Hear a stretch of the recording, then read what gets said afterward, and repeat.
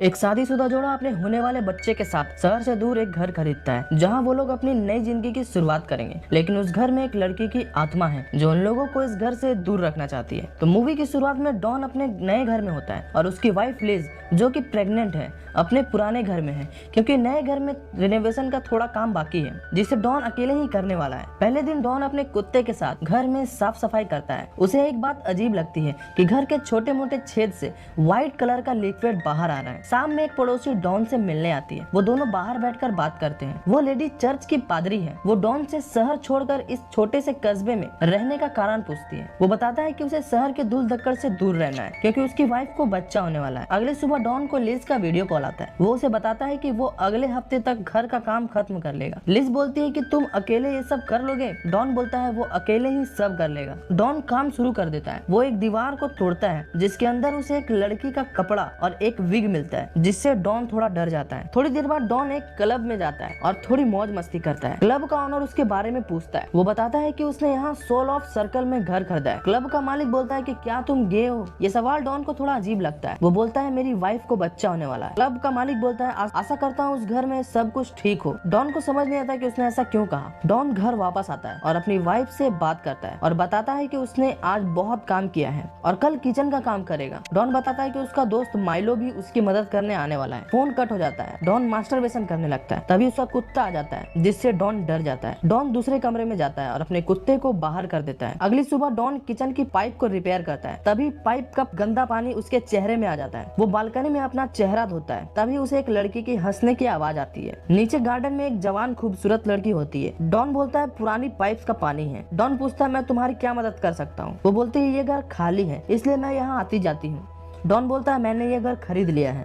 वो लड़की वहाँ से चली जाती है और डॉन वापस आकर किचन की सफाई करता है। इस घर में हमेशा कहीं न कहीं से कंचे आ जाते हैं जो कि थोड़ा अजीब है। अगली सुबह डॉन अपने कुत्ते के साथ वॉक पर जाता है और पूरे दिन अपना काम करता है। शाम में वो लड़की फिर से डॉन के घर के पास आती है। डॉन उसे अंदर बुलाता है और घर दिखाता है। डॉन दोनों बियर पीते हैं और एक दूसरे के साथ इंटीमेट होते हैं। लड़की वापस चली जाती है। तभी घर में बहुत तेज आवाज आती है। डॉन ऊपर वाले कमरे में जाता है जहाँ एक कमरे की छत गिर गई होती है। डॉन अपनी वाइफ को वीडियो कॉल के जरिए टूटा हुआ छत दिखाता है। डॉन की वाइफ परेशान होती है और किसी कारपेंटर को बुलाकर छत ठीक करने को बोलती है। डॉन बोलता है कि वो माइलो की मदद से छत ठीक कर लेगा। अगले दिन वो छत का मलबा बाहर निकालता है और अपना काम करता है। शाम में वही लड़की आती है। उसका इरादा फिर से डॉन के साथ इंटीमेट होने का था, लेकिन इस बार डॉन उसे मना कर देता है क्योंकि उसे कहीं ना कहीं डर था कि अगर उसकी वाइफ को इसके बारे में पता चलेगा तो उनकी शादीशुदा लाइफ बर्बाद हो जाएगी। डॉन कमरे में जाकर सो जाता है। आधी रात में डॉन के कमरे में एक लड़की आती है और डॉन को सीड्यूस करती है। वो डॉन की पत्नी होती है जो उसके ऊपर होती है,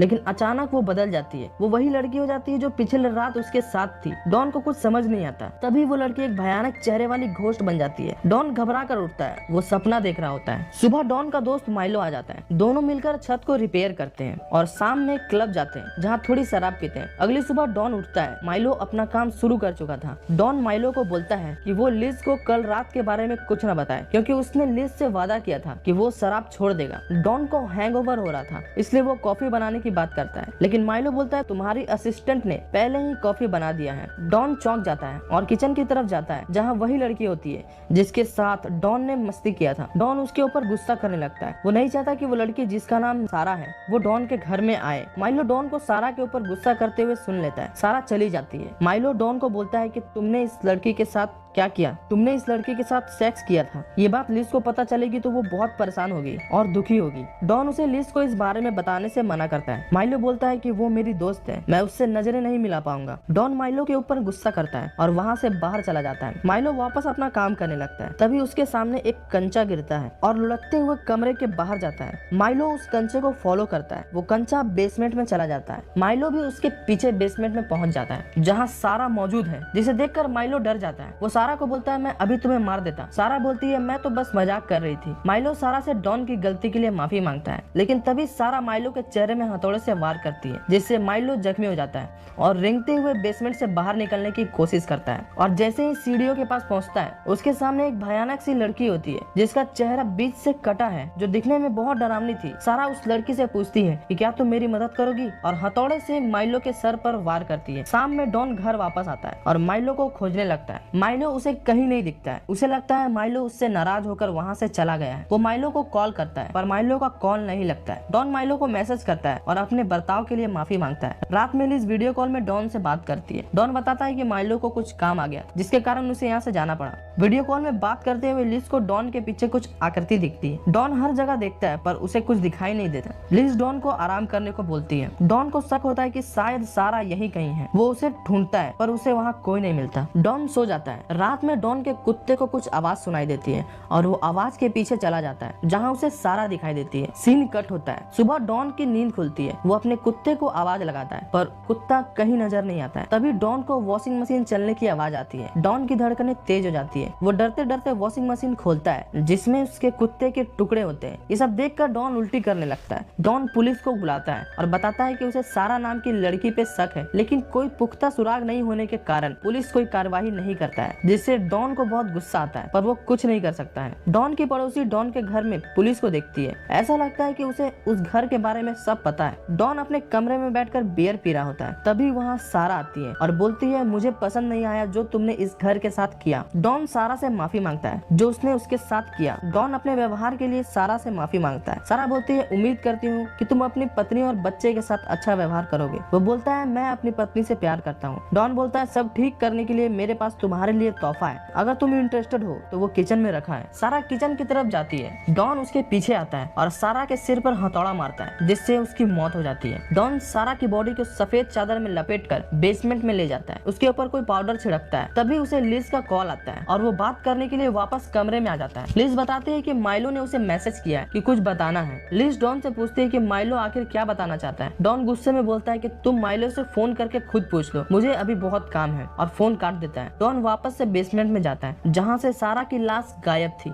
उसे ऊपर से आवाज आती है। वो भागकर ऊपर आता है जहाँ उसे एक छुपा हुआ रास्ता दिखता है। वो अंदर जाता है। उस कमरे की दीवारों में कुछ तस्वीर बनी हुई थी जिसमें एक आदमी जिसने एक मास्क पहना है और वो एक छोटी बच्ची के साथ गलत काम कर रहा है। डॉन नीचे जाता है और उस रास्ते के दीवार को तोड़ता है और एक गड्ढा कर लेता है और कैमरे की मदद से अंदर देखने की कोशिश करता है। तभी उसे वही भयानक चेहरे वाली लड़की दिखती है जिससे वो डर जाता है। वो दीवारों को तोड़ने लगता है। तभी उसे दीवारों में माइलो की लाश मिलती है। डॉन पुलिस को कॉल करने लगता है। तभी उसे माइलो के फोन से मैसेज आता है जिसमें सारा उसे चिढ़ा रही होती है। तभी डॉन देखता है एक कबर्ड से वही शैतान लड़की निकलती है और डॉन की तरफ एक कंचा फेंकती है जो डॉन के शरीर में घुस जाता है। डॉन उस कंचे को निकालने के लिए अपने शरीर को चाकू से काटने लगता है पर वो कंचा उसकी आंखों को फोड़कर बाहर निकलता है। वो शैतान लड़की वहीं खड़ी होती है। डॉन अपनी जान की भीख मांगता है। सीन कट होता है और अगली सुबह लिज उस घर में पहुंचती है ताकि वो डॉन को सरप्राइज दे सके। वो डॉन और अपने कुत्ते को आवाज लगाती है पर वहाँ कोई नहीं होता। लिज को एक दीवार के गड्ढे से एक पुराना अखबार मिलता है जिसमें उसे पता चलता है कि ये घर पुराने जमाने में एक वेश्यालय था। लिज बेसमेंट में चेक करती है पर वहाँ भी कोई नहीं था। लिज जैसे ही बेसमेंट से बाहर आती है उसके सामने सारा आ जाती है जिसे देखकर लिज डर जाती है। सारा बताती है वो डॉन की मदद कर रही है घर को ठीक करने में। तभी दरवाजे पर बेल बजती है और लिज के सामने वही पादरी औरत होती है। वो लिज से बोलती है कि उसे लिज से कुछ बात करनी है। लिज उसे अंदर आने को बोलती है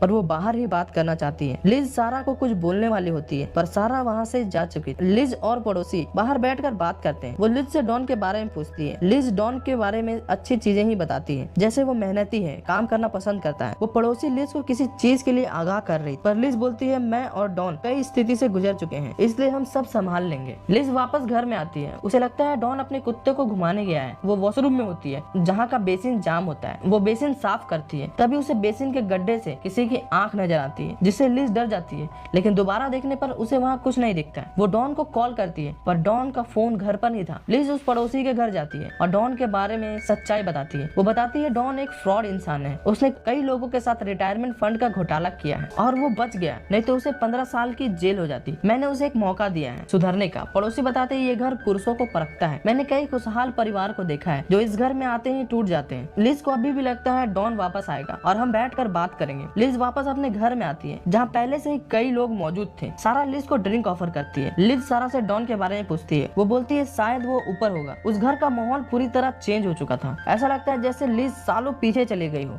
जब वो घर वैश्यालय था, लिज ऊपर जाती है जहाँ बहुत सारे लोग होते हैं और वो सब सारा का परफॉर्मेंस देख रहे थे, जहाँ सारा बिना कपड़े की थी और एक कौवे के मार्क्स वाला आदमी सारा के शरीर पर छड़ी से मार रहा था, जिसे देखकर लोग खुश हो रहे थे। ये सब देखकर लिज बहुत परेशान होती है। वो देखती है वही मार्क्स वाला आदमी एक बच्ची को कुछ कंचे देता है और बोलता है दैट्स माय गर्ल, और उसके साथ गंदी हरकतें करता है। लिज वहाँ से चली जाती है और उसी कमरे में पहुंचती है जहाँ डॉन को उस लड़की ने मारा था। उस कमरे में कोई नहीं होता है। वो वापस नीचे जाने लगती है। तभी सीढ़ी से सारा ऊपर आने लगती है और वैश्यालय के बारे में बताती है कि यहाँ किस तरह लड़कियों पर मर्द अत्याचार करते थे। उन लोगों ने एक छोटी बच्ची की हत्या की और उसे रेल ट्रैक पर फेंक दिया। फिर मुझे भी मार दिया गया और यही दफना दिया। किसी ने भी मेरी तलाश नहीं की। पुरुष को सिर्फ उन चीजों से प्यार है जो हम औरत उन्हें देते हैं। इतना बोलते ही सारा लिज की तरफ चाकू लेके बढ़ती है। लिज भागकर कमरे का दरवाजा बंद कर लेती है। तभी उस कमरे की अलमारी से डॉन निकलता है, जिसके पूरे शरीर में कट होता है। वो लिज से माफी मांगता है। लिज उसके पास जाती है और यहाँ से निकलने को बोलती है, पर डॉन बोलता है ये सब इतना आसान नहीं है, मैंने गलती की है। वो बताता है कि मैंने सारा के साथ एक रात बिताया, जिसे सुनकर लिज को डॉन के ऊपर गुस्सा आता है और लिज डॉन को छोड़कर वहाँ से जाने लगती है। डॉन उससे माफी मांगने लगता है। वो बोलता है कि वो बदल जाएगा, लेकिन लिज उसे माफ नहीं करती। तभी डॉन अपने चेहरे को चाकू से काटता है और उसके चेहरे को हटा देता है। अंदर सारा होती है और लिज के फैसले की सराहना करती है। लिज वहाँ से भागती है। तभी दीवार से वही भयानक चेहरे वाली लड़की निकलती है, पर लिज उससे डरती नहीं है, बल्कि एक हथौड़े से उसके सिर के टुकड़े कर देती है। तभी वहाँ सारा आती है। सारा लिज को नुकसान नहीं पहुँचाती और उस लड़की के टूटे हुए सिर को सहलाती है। लिज सही सलामत उस घर से बाहर आ जाती है। बाहर उसकी पड़ोसी बैठी होती है जो लिज को बोलती है तुम बहुत बहादुर हो। लिज पूछती है कि तुम्हें सब पता था? वो बोलती है हाँ। लिज बोलती है तुमने मुझे बताया क्यों नहीं? वो बोलती है मैं किसी को रोक नहीं सकती। लिज डिसाइड करती है कि वो इस घर को पवित्र करेगी। वो घर के एक दीवार को तोड़ती है जहाँ सारा की लाश थी, जो अब हड्डियां बन चुकी थी। वो उन हड्डियों को कपड़ों में उठा लेती है, पादरी के पास ले जाती है और पूरे रस्मों के साथ उसे दफना देती है। सीन 6 महीने बाद का दिखाया जाता है, जहाँ लिज की एक बेटी है और झूले में लेटी होती है और ऊपर छत में एक खिड़की जैसा है, उसमें से कुछ कंचे गिरते हैं और डॉन का चेहरा दिखता है जो बोलता है दैट्स माय गर्ल, और मूवी यही खत्म हो जाती है।